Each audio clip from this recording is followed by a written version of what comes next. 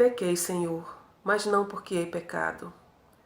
Da vossa alta clemência me despido, porque quanto mais tenho delinquido, vos tenho a perdoar mais empenhado.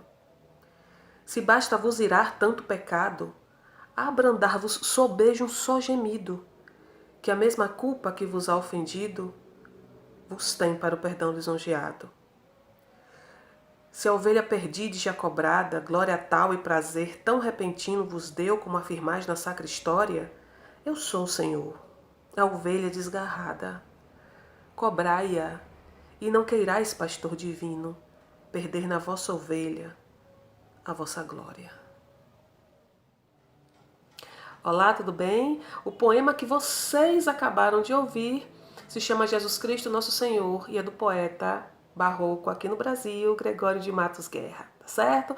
Hoje vamos iniciar a primeira parte da aula sobre o barroco, da estética barroca, e vocês vão observar o contexto histórico, as características, os conceitos de cultismo e conceptismo e também as figuras de linguagem mais importantes desse movimento, tá bom? É importante que vocês observem esses 4 pontos durante as nossas aulas, que eu considero os pontos mais importantes para que a gente possa entender o que é o barroco, identificar dentro de um texto as características do barroco, tá bom? Beijo e vamos lá. Vira a página aí. Olha nós aqui, vamos falar sobre o barroco. A primeira coisinha que eu gostaria que vocês observassem no que diz respeito ao barroco, olha essa foto. Aí é o interior de uma igreja. Observem o dourado, o exagero nas cores, principalmente o exagero no dourado que tem dentro dessa igreja, né? Esse dourado vai representar o que? Suntuosidade, né? Ostentação, riqueza, que obviamente é uma característica do barroco, tá certo? Então no barroco nós vamos observar muito isso. Na literatura as hipérboles, para ressaltar esse exagero. No caso da escultura, das esculturas, vocês vão observar que elas possuem elementos que lembram muito o ser humano no que diz respeito principalmente ao tamanho, né? As esculturas de Aleijadinho lembravam muito o ser humano normal, né? Não só pela dramaticidade do rosto, né, pelos traços da escultura, não só pela sinuosidade das vestes, né, as roupas pareciam que estavam dançando ao vento, mas principalmente nós vamos encontrar nas esculturas barrocas essa teatralidade que era tão comum àquele período. Tá certo? Então tudo isso vocês vão encontrar, esse exagero todo, vocês vão encontrar não só na pintura com a presença do dourado, mas também vocês vão encontrar na escultura, na arquitetura. Observem, os mosteiros, né, as catedrais que foram construídas nesse período tinham torres altíssimas, né, com elementos em alto relevo, e a ideia era que as torres dessem a impressão para quem visse de baixo para cima de que elas estavam atingindo o céu. Então, o barroco é uma estética literária extremamente exagerada, tá certo? E nós vamos começar a trabalhar o barroco a partir do seu contexto histórico, para vocês consigam entender o porquê desse exagero todo. O contexto histórico barroco, nós vamos ter uma tensão no mundo da fé terrível. Sabem quem é Calvino e Lutero, né? Os carinhas do babado. Tem uma resenha com eles muito forte. Vejam só.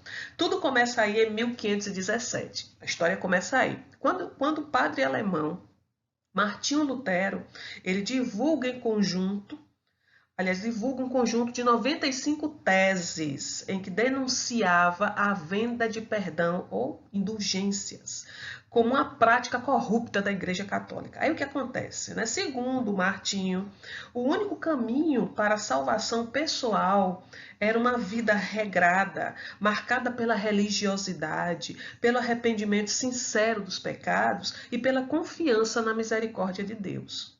Coisa que a gente não via na prática, no que diz respeito à prática mesmo da Igreja Católica, né? Já que havia, segundo Lutero, a venda de indulgências. Nessa perspectiva, o poder da Igreja e dos padres diminuía bastante. Claro, por quê?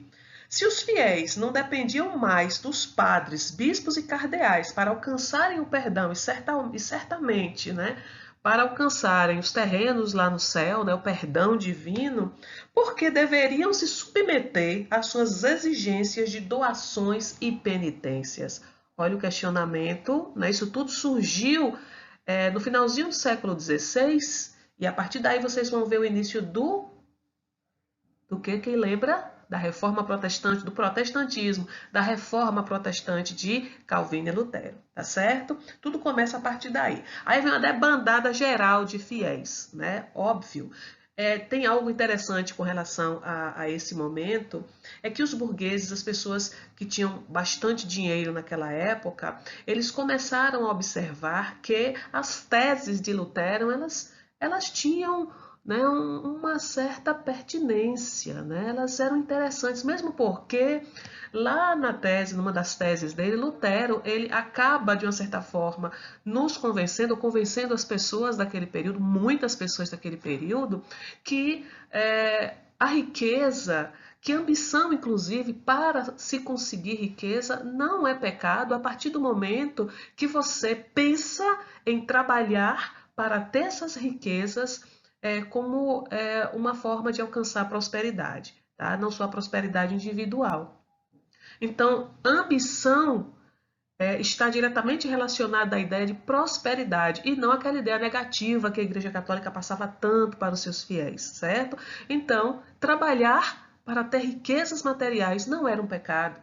Tá? Como a igreja normalmente denunciava, né? Era um dos 7 pecados capitais, isso era uma ambição. Então as pessoas passaram a debandar, né? Todo mundo corria, todo mundo que tinha condições principalmente, corria para o protestantismo, mesmo porque era uma forma, né, de eles trabalharem e eles começarem a adquirir riquezas sem aquele peso do pecado, né, de que estão fazendo alguma coisa errada, tá bom? Então, em pouco tempo, toda a Alemanha tomou conhecimento das ideias de Lutero, que se espalharam também pelo restante da Europa. Muitos fiéis abandonaram a Igreja Católica para seguir os preceitos luteranos. Martinho Lutero foi excomungado pelo Papa Leão X, porém a reforma protestante não podia mais ser contida, tá certo? A burguesia vai aderir aí ao protestantismo devido às ideias de Lutero e, obviamente, que um carinha chamado Calvino, tá certo? João Calvino,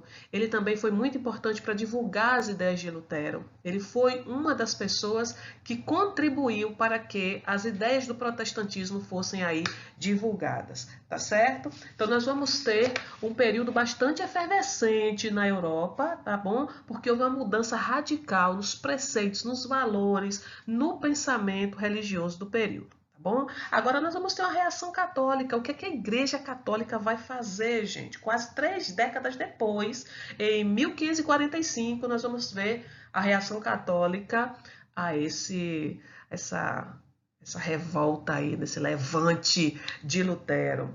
Bom, esse movimento da Igreja Católica foi conhecido como Contra-Reforma, tá bom? E começou com a instalação do Concílio de Trento. Vocês vão ver, né, o que foi o Concílio de Trento. Foi, na verdade, um movimento dentro da igreja que foi feito para definir medidas que pudessem conter as consequências da reforma protestante. E quais eram essas medidas? As mais importantes: o ressurgimento do Tribunal do Santo Ofício, né, também chamado de Santa Inquisição, ou Sagrada Inquisição, que perseguiu muitos protestantes, né, muita gente foi morta, torturada, enfim. Nós vamos ver a criação do Índice dos Livros Proibidos, ou Index Librorum Prohibitorum, tá certo? Nesse index nós vamos ver o quê? Muitos autores magníficos, né? Descartes, René Descartes, nós vamos encontrar Rousseau, nós vamos encontrar o próprio Sartre, muitos filósofos de séculos, né, que viveram antes de Cristo. Nós vamos encontrar Platão, Aristóteles, Sócrates e muitos outros, Heráclito e muitos outros pensadores. Os livros desses caras eram totalmente proibidos de serem lidos pela igreja, né? Então a gente vai ver assim uma perseguição a esses livros, não só as pessoas que eram protestantes, mas também a esses livros, por eles estarem de uma certa forma denunciando muita coisa, né? E abrindo os olhos das pessoas para muitas situações que dizem respeito à condição humana em sociedade, né? A política que era feita na sociedade, não só no sentido político da palavra social, mas principalmente religioso. Então eles abriam a cabeça das pessoas, a mente das pessoas para aquilo que deveria ser visto, deveria ser criticado, deveria ser analisado, e eles eram muito extremamente perigosos, né? Deveriam ser eliminados. Então, o index, né? Ou seja, esse índice que criaram na época dos livros proibidos, né? Que a Igreja Católica criou através do Concílio de Trento, esse índice ele teve como principal objetivo, né? Resgatar esses livros e não deixar as pessoas lerem, né, para não mexer com a cabeça das pessoas, elas tinham que se manter ali alienadas, manipuladas, bonitinhas, tá certo? Aí nós vamos ter também nesse mesmo período, aliás, antes um pouquinho a criação da Companhia de Jesus, né, a criação da Companhia de Jesus nasce ainda no Renascimento, no período renascentista, e vocês viram no quientismo, né, quando a gente trabalhou o quientismo, que esses jesuítas que faziam parte da Companhia de Jesus, eles também iam nos navios, né, que eram lançados ao mar, né, para descobrirem novas terras aí no período das grandes navegações, tá certo? Então a criação da Companhia de Jesus fez parte aí desse processo, né, desses processos de contra-reforma da Igreja Católica. E claro, né, nós vimos três das medidas mais importantes que foram tomadas a partir do Concílio de Trento, né, em 1545. Bom, o que foi o Barroco? Vamos começar agora a nossa parte mais importante, vamos saber por que a Pro falou tanto do contexto histórico para depois introduzir a estética barroca. Vamos lá? O barroco é chamado de harmonia da dissonância. Por quê? Porque no meio dessa confusão toda, no meio de tanta tensão religiosa principalmente, nós vamos encontrar um homem barroco dividido entre os pensamentos antropocêntricos que surgiram na época do Renascimento e que ainda existiam nesse período, e o teocentrismo que a Igreja Católica estava resgatando através da Contra-Reforma. Tá certo? Então nós vamos ter um período de dissonância, né, de desequilíbrio, na verdade, de tensão, de conflito muito grande. A estética barroca, aliás, a palavra-chave que define a estética barroca é conflito, é dualidade, né, por conta da oposição de sentidos, de oposição de pensamentos, da oposição de muitas coisas que surgiram naquela época. E por isso também que na literatura as duas figuras de linguagem mais importantes e que de uma certa forma vão resumir esse estado de conflito, de tensão barrocas são o quê? A antítese, é isso que é o jogo de palavras contrárias, e o paradoxo, que é o quê? O jogo de ideias contrárias. Então, viva a dissonância barroca. Vamos começar? Bom, o barroco surgiu no final do século XVI e perdurou até o início do século XVIII, quando a gente vai ver aí, né, o iluminismo que surge na Europa e o aparecimento do arcadismo. Nós vamos ver também que o barroco, de uma certa forma, é o reflexo, certo, de todo esse estado de tensão que surgiu na Europa nesse período por conta da reforma e da contra-reforma de Calvino e Lutero, e também da Igreja Católica, que dividiram aí os pensamentos, dividiram as pessoas, houve a polarização religiosa na Europa nesse período, tá bom? Então nós vamos ver a Igreja Católica criando a contra-reforma como uma reação ao protestantismo, e claro que como eu falei para vocês há pouco, tudo isso gerou as características do barroco que nós vamos trabalhar daqui a pouco. A tensão, né, que foi uma tentativa de fundir visões opostas. A consequência disso tudo foi um ser humano completamente atormentado, né, voltado para a subjetividade, sem o caminho, né, sem observar a realidade de uma forma mais racional. O homem barroco não via a realidade de forma racional, tá? Não no sentido que a gente aborda a racionalidade, não no conceito de racionalidade, mesmo porque o que se passava nos textos, o que os artistas passavam nos textos, era justamente essa visão conflitante, atormentada, tumultuada, né, dos sentimentos mesmo do homem daquela época. Tá bom? A temática sempre vai estar voltada para unir aí esses aspectos que são contraditórios, e claro que o grande desafio barroco é representar um mundo absolutamente instável, porque nada no barroco era estável, gente.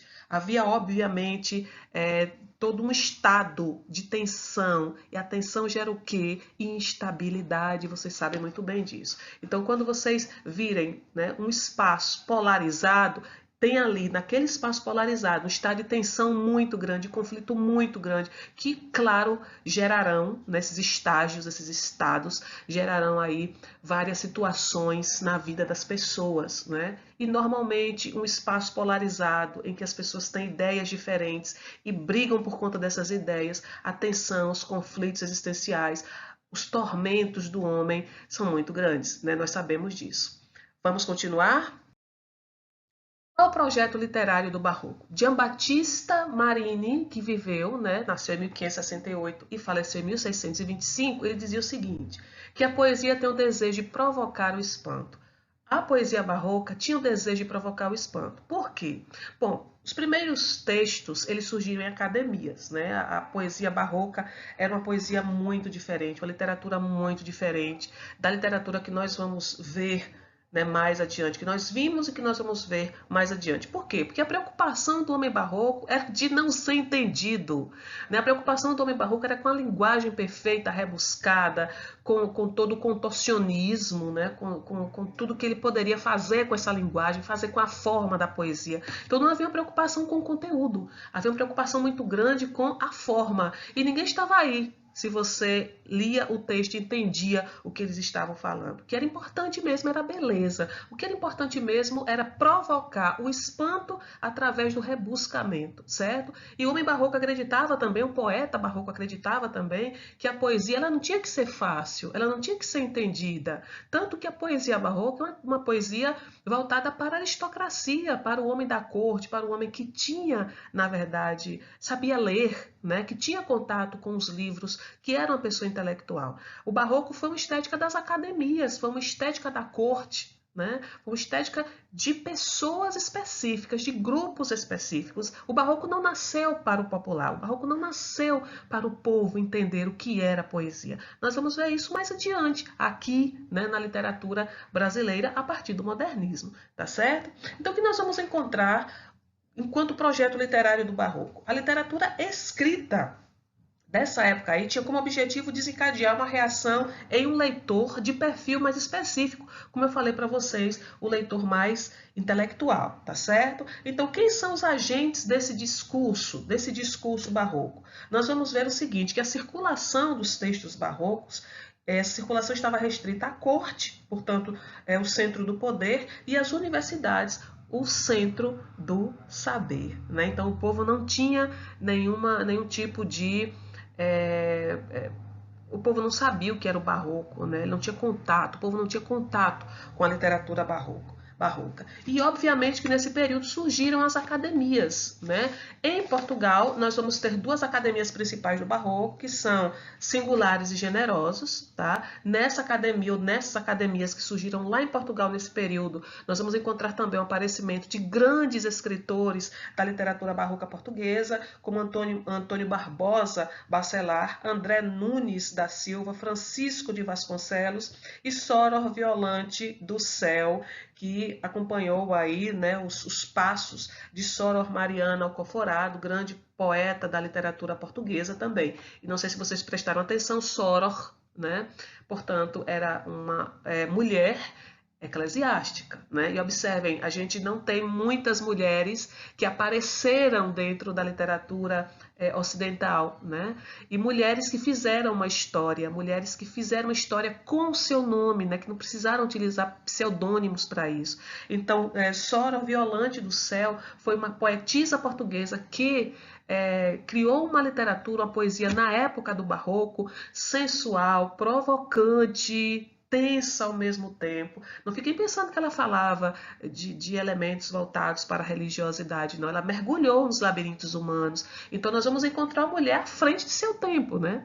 E alguns dizem que até com uma pinceladazinha feminista, tá certo?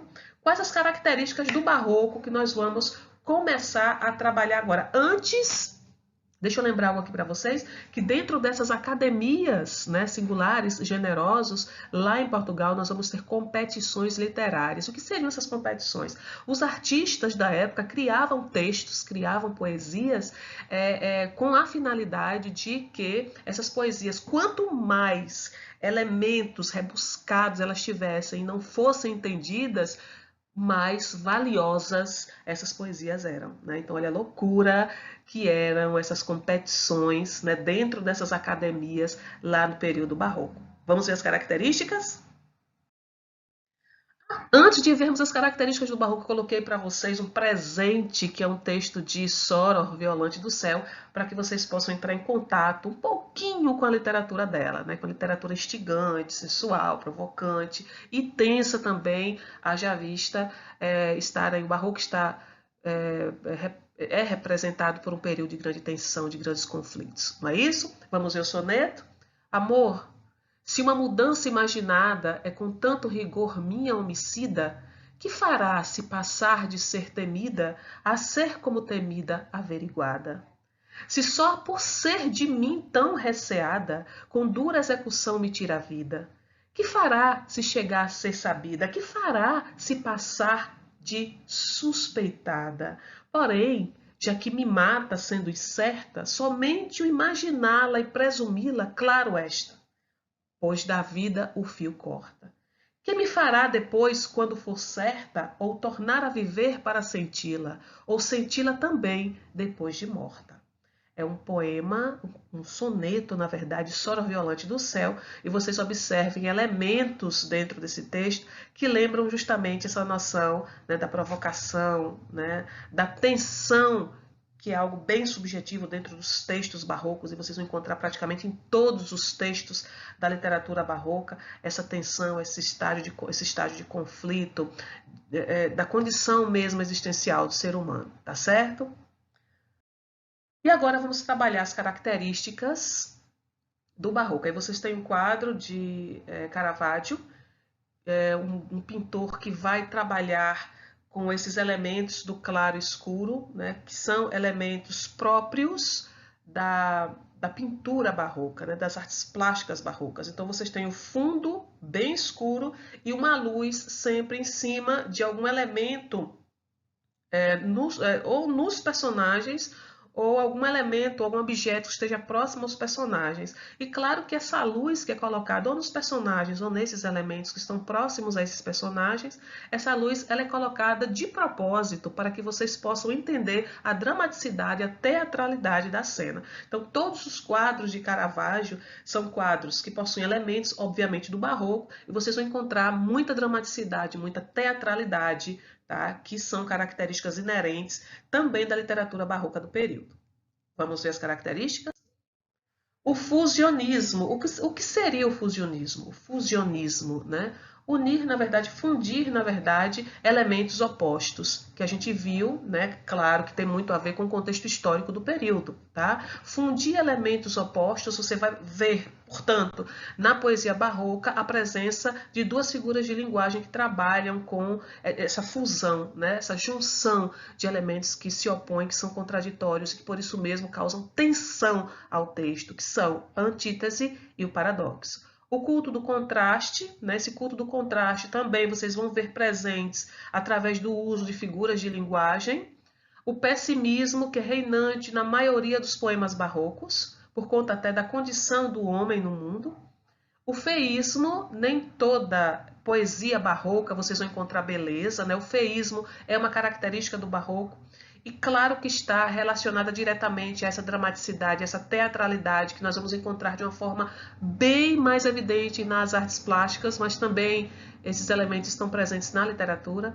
O rebuscamento, como eu falei para vocês, né, que os poetas barrocos eles queriam criar um texto lindo, um texto rebuscado, um texto com muitas figuras de linguagem, muitas imagens, muitas figuras de construção, mas muitos trocadilhos, né, mas não queriam que o texto tivesse compromisso social, né, de utilidade, né, de ser entendido, de ser analisado, de forma nenhuma. O dinamismo e a teatralidade, como eu falei para vocês, A reflexão sobre a fragilidade humana, vocês vão encontrar isso muito nos textos filosóficos de Gregório de Matos Guerra, nos sermões do Padre Antônio Vieira, né, que escreveu aqui no Brasil, e claro, em muitos desses textos dos poetas barrocos portugueses. A linguagem subjetiva e ao mesmo tempo que a linguagem subjetiva, né, que cria uma certa agudeza de tensão, justamente porque traz para o texto sentimento de conflito, o sentimento de incerteza, de angústia. Não só essa subjetividade vai estar presente na linguagem, mas a engenhosidade também. Essa engenhosidade barroca vai estar diretamente relacionada ao conceptismo, que é, claro, uma das correntes mais importantes da literatura barroca.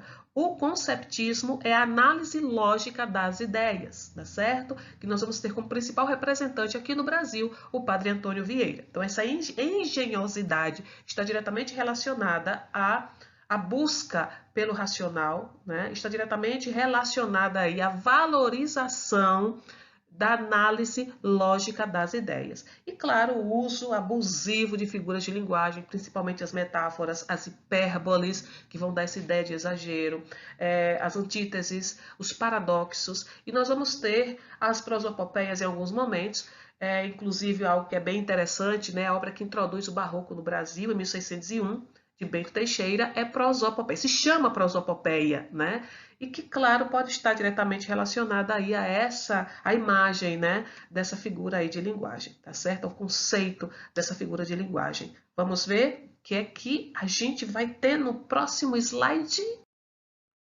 Correntes do Barroco, as duas principais correntes do Barroco, o cultismo, tá certo? E o conceptismo. O cultismo, ele vai nascer lá na Espanha, nesse período, com um poeta chamado Góngora, que valorizava sobremaneira o rebuscamento da forma, o uso exagerado de trocadilhos e de figuras de linguagem. Então, o cultismo está relacionado, basicamente, à forma da poesia, a esse lado acadêmico, né, que os artistas daquela época possuíam, de trabalhar um texto rebuscado, um texto que não precisasse, né, dessa utilidade social, de ser lido, entendido, ou que tivesse alguma função nesse sentido. O texto, para os poetas barrocos, ele deveria causar espanto, né, pelo exagero no rebuscamento, pelas figuras que, na verdade, ele poderia apresentar, tá certo?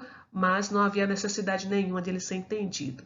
E o conceptismo, que nasce na Espanha através de Quevedo, tá certo? O conceptismo, ele é trazido aqui para o Brasil pelo Padre Antônio Vieira e vai trabalhar na análise lógica das ideias. Enquanto que no cultismo nós vamos ver a poesia, ou vamos ter o cultismo, tá certo? Que é uma corrente do barroco, alinhada aí a poesia. O conceptismo é uma corrente do barroco alinhada diretamente à prosa, tá? E nós vamos ver na segunda aula aí sobre o barroco, exemplos de conceptismo através do Padre Antônio Vieira, tá? Olha que coisa linda, a dramaticidade dessa escultura barroca, né? O dourado, que vocês têm aí como pano de fundo, e a dramaticidade presente nas faces, né, desses personagens aí. Um anjo que está com uma flecha, né? E nós temos uma mulher. Olha o rosto, gente, a dramaticidade, a teatralidade, não só do rosto da mulher, mas do anjo também. E observem a sinuosidade das roupas, né? Isso tudo é escultura, gente. Escultura, né? E veja que delicadeza, né? Parece que o vento está passando, parece que os personagens estão se movimentando em cena justamente por conta dessa sinuosidade aí das vestimentas, né? Então, o estilo barroco ele é perfeito, né, em todas as suas manifestações. Vamos ver o que é que nos aguarda no próximo slide. Olha só, mais uma pintura de Caravaggio, nos trazendo aí esse contraste entre claro e escuro, que é uma das maiores características do barroco, principalmente na pintura. Observem que a luz está sobre o corpo do personagem, né, o flagelo de Cristo, de Caravaggio. As referências para que vocês possam depois estudar, né? E claro, mergulharem um pouco mais dessas características que a gente viu agora do barroco. E aí, gostaram da aula? Não esqueçam que na nossa próxima aula nós vamos ter Gregório de Matos Guerra e o Padre Antônio Vieira. Vocês não podem perder, não vão faltar não, né? Um beijo, tchauzinho!